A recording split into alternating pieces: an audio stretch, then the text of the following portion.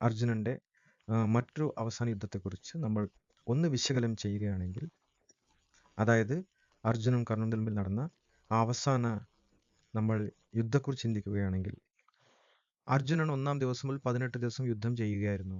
18 ദിവസത്തെ യുദ്ധത്തിൽ 1-ാം ദിവസം മുതൽ 18-ാം ദിവസം വരെ അദ്ദേഹം എല്ലാവരുമായും യുദ്ധം ചെയ്തു.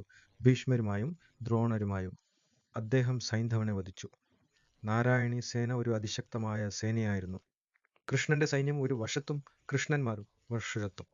കൃഷ്ണന്റെ സൈന്യം ഭീകരമായി അവരെ ആക്രമിച്ചു. അവരെ അദ്ദേഹം വധിച്ചു.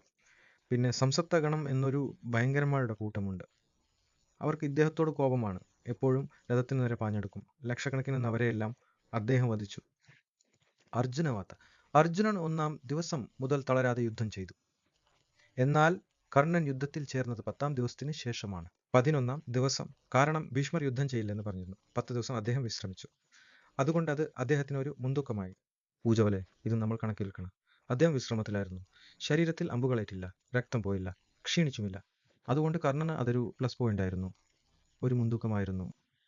അർജുനൻ ഒരുപാട് കഷ്ടപ്പെട്ടു, അതൊരു കാര്യം. മറ്റൊന്ന് എന്തെന്നാൽ കർണൻ അമിതമായി വിലമതിക്കപ്പെട്ട ഒരു വ്യക്തിയാണ്.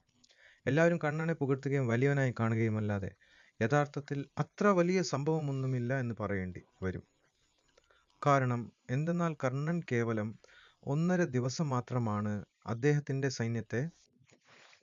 സൈന്യാധിപനായിരുന്നപ്പോൾ കേവലം 1.5 ദിവസം മാത്രം പിടിച്ചു നിന്ന ശേഷം മരിച്ചുപോയി എന്ന് അദ്ദേഹം എപ്പോഴും ശകാരിച്ചുകൊണ്ടിരിക്കും. അതുകൂടാതെ കർണന്റെ മുന്നിൽ വെച്ച് ദുശ്ശാസനെ ഭീമൻ വധിക്കുന്നത് അദ്ദേഹത്തിന് തടയാനായില്ല, ആ 1.5 ദിവസത്തിനുള്ളിൽ, അദ്ദേഹം സൈന്യാധിപനായിരിക്കുമ്പോൾ തന്നെ. പക്ഷേ നിങ്ങൾ നോക്കിയാൽ കർണൻ എപ്പോഴും ഭീഷ്മരെ ശകാരിക്കുമായിരുന്നു. നിങ്ങളൊരു വയസ്സനാണ്, നിങ്ങൾക്കിതെന്തിനാണ്, നിങ്ങൾക്ക് അവരോട് വാത്സല്യമാണ്, അതുകൊണ്ട് നിങ്ങൾക്ക് എന്ത് ചെയ്യാനാകും എന്നൊക്കെ.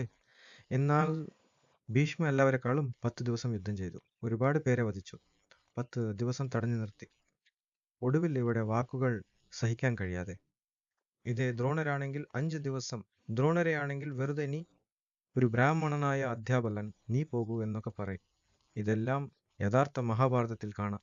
അവരിവരെയും ഇവ എങ്ങനെ അപമാനിച്ചുവെന്ന്. കൗരവസഭയിൽ ഇവർ കൗരവർക്ക് ക്ലാസ് എടുക്കുകയായിരുന്നു. ലെക്ചർമാരെ പോലെയാണ് അവരെ കാണിക്കുന്നത്.